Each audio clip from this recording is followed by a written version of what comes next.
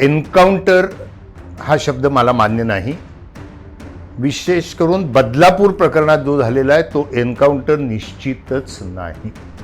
आणि एन्काउंटरद्वारे शिक्षा देण्याची संकल्पना मला मान्य नाही, कारण पोलिसांना शिक्षा देण्याचा अधिकार आपल्या कायद्याने आणि संविधानाने दिलेला नाही. पण हे सगळं प्रकरण झाल्यानंतर विरोधकांनी त्याच्यावर टीका केली.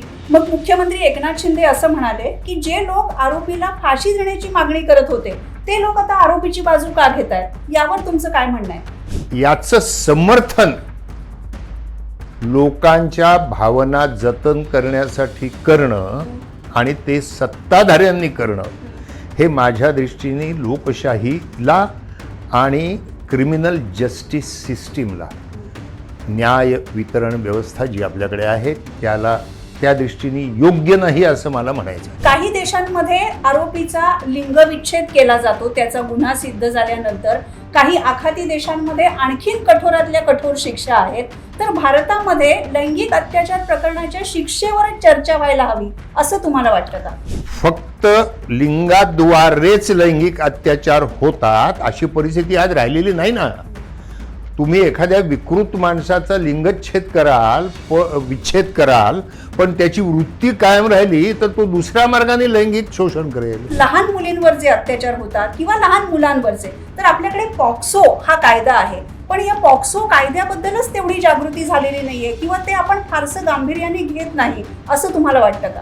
गेटवे ऑफ इंडियाच्या प्रदेशातल्या भीक मागणाऱ्या 2 मुलींना त्यांनी खेळणी किंवा कपडे वगैरे देऊन आकर्षित करून घेतलं आणि त्यांना घेऊन त्या हॉटेलमध्ये गेले. ती माहिती, इन्फॉर्मेशन मला एका NGO कडून मिळाली या क्षेत्रात काम करणारे, आणि मी त्वरित हालचाल केली. विदाऊट एकही मिनिट वाया न घालवता मी ॲक्शन घेतली आणि त्या हॉटेलात जाऊन ज्यावेळेला मी त्या खोलीवर रेड केली त्यावेळी त्या 2 लहान मुली आणि ते जोडपं हे नग्न अवस्थेत आम्हाला मिळालं. त्यांचं फोटोशूट चालू होतं. म्हणजे त्यांच्यावर ऑलरेडी अत्याचार सुरू झाले होते. चाइल्ड पोर्नोग्राफीची ती केस होती. जेव्हा जेव्हा प्रशासकीय यंत्रणा, पोलीस, व्यवस्थापन यामध्ये महिला असतात, महिला तरी या सगळ्या घटनांकडे संवेदनशीलतेने बघतात का?